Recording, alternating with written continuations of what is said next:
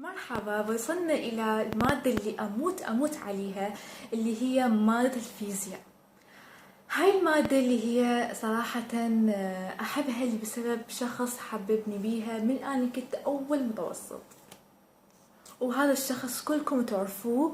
وحبيتها لأنه تخص الطبيعة والحياة وكل شي سهل بيها وسلس، ويعني ما تتخيلون حبي لهاي المادة أكثر من أحب نفسي يعني. فهذا الشخص خالته بغرفتي دائما وقبال عيني، ويوميا صبح عليه ومسي عليه، اللي هو ألبرت أينشتاين. جدا أموت عليه. هذا العالم هو أحسه قصة حياته مثل قصة حياتي، خصوصا من كان بمراحله الأولى بالمدرسة وهالأشياء. عالم الفيزياء اللي اهداه والده بوصله بعيد ميلاده، واللي اكتشف الفلك والنجوم وهالاشياء والجاذبيه، يعني اقصد الفيزياء والنوويه والنسبيه والنظريه النسبيه. كل حرف بحياته اني اتذكرها وقارئه كل شيء عنه ونظرياته. كنت حابه حتى يعني من جنون الفيزياء ادخل علوم فيزياء، بس لا يعني مو هالدرجه. بس انا حيل احبه يعني صراحه، اخذته قدوه بحياتي. هذا الشخص اللي استهزأوا به هواي ناس. هذا الشخص اللي استهزأوا به هواي ناس، بس ما كان يهتم، ما كان يكترث إلهم.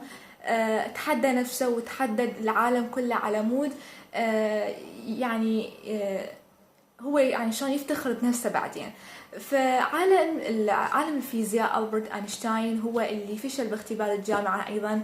هاي بعدين يعني. بس أنا جدا أحبه، والفيزياء يعني صراحة من أكثر المواد اللي ما نزلت درجتي بيها يعني 99 من الأول متوسط إلى حد السادس الإعدادي. وكنت يعني حتى بنص السنة والأسئلة الخارجية والإثرائية اللي تجيني يعني، بس الفيزياء سواء كانت مسائل أو شرحيات أنا أموت عليها.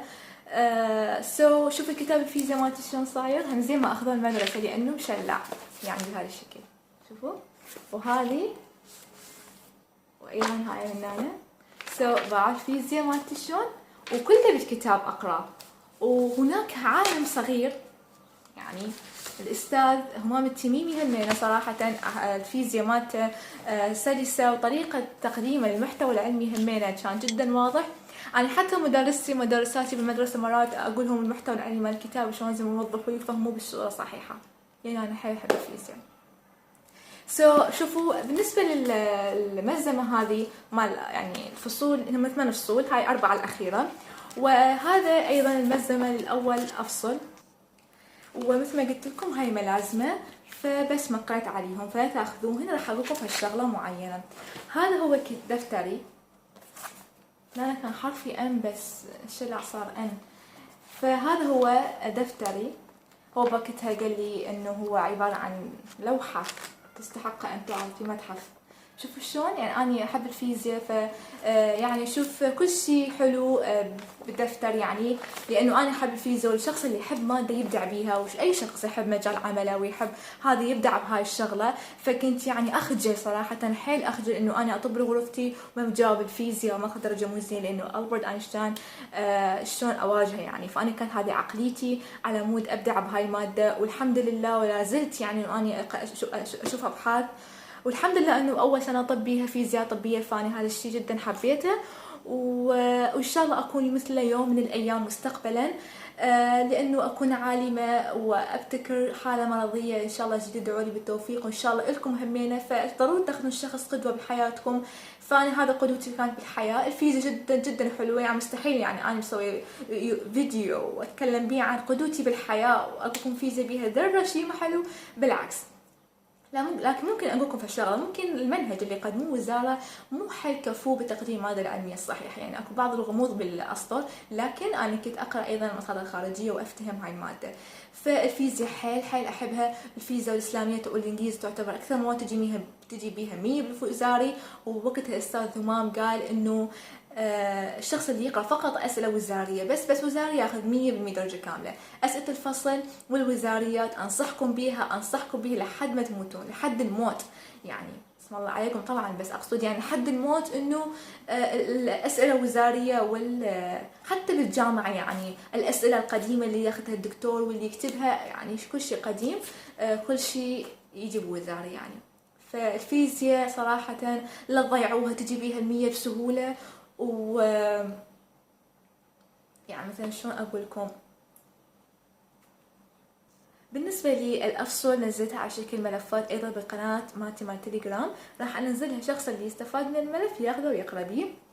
هو الأستاذ ضمام التميمي أيضا مثل ما قلت لكم بقنوات على التليجرام اللي شرحتها، كان أيضا يعني شرحت على قناته، هو أيضا نزل ملفات على الدفتر مالته، هذا يسموه دفتر مالته. تعرفون شنو دفتر؟ يعني أنا كنت ما أفتح الكتاب بقد ما أفتح الدفتر هذا يعني مثل ما تشوفون، فكنت أقرأ عليه. وهذه الاستيكرات ايضا يعني كانت ملخصات، بس انا اقرا على الكتاب يلا اجى هذا الدفتر مهما كان، حتى لو كان اجى اينشتاين بنفسه وقال اقرا على الدفتر او اقرا على ماتي، اقول لازم اقرا المصدر او الكتاب، يلا اجي اقرا على اي شيء ثانوي لان الكتاب هو الشيء الرئيسي. فالفيزياء جدا حلوه وبسيطه من ناحيه الرسومات، ان شاء الله اوضحها بشكل فويسات اذا بالقناه سمح لي الوقت، بالقناه التليجرام اقصد يعني، لانه الفيزياء شوفوا كل ماده بس حابه اعطيكم رؤوس اقلام عليها لان انتم باقي يمكم.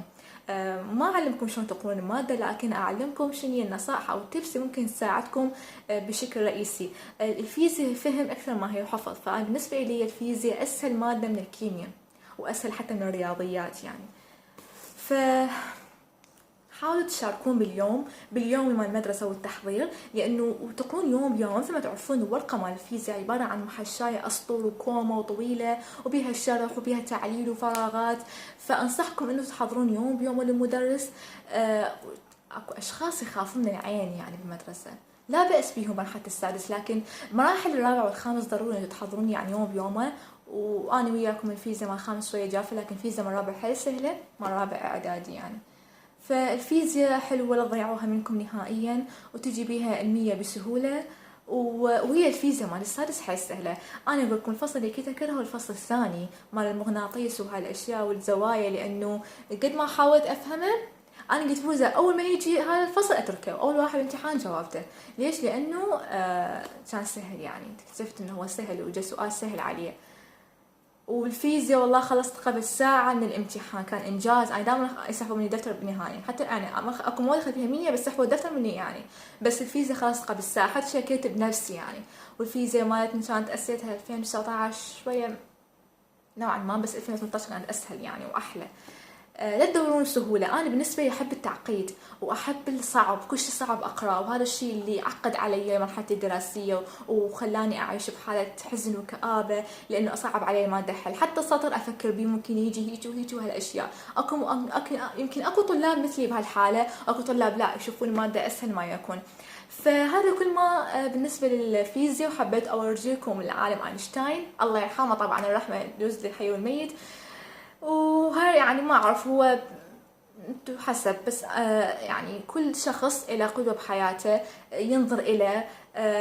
كنت أشوف تعب أبوي وأمي اللي يعني ساندوني، وتعب يعني الناس تدعي لي، وأنا دائما أقول بدعائي الله يوفق كل واحد يدعي للثاني بظهر الغيب، والله يوفق كل واحد يتمنى الخير لأخيه يعني. فادعوا انتم بصلاتكم واستدعوا نفسكم، ادعوا همينه للطلاب مثلكم، ودائما رددوا ربي اشرح لي صدري ويسر لي امري واحلل عقدة من لساني يفقهوا لي قولي. ودائما اقرأوا سورة الكرسي، آية الكرسي سوري.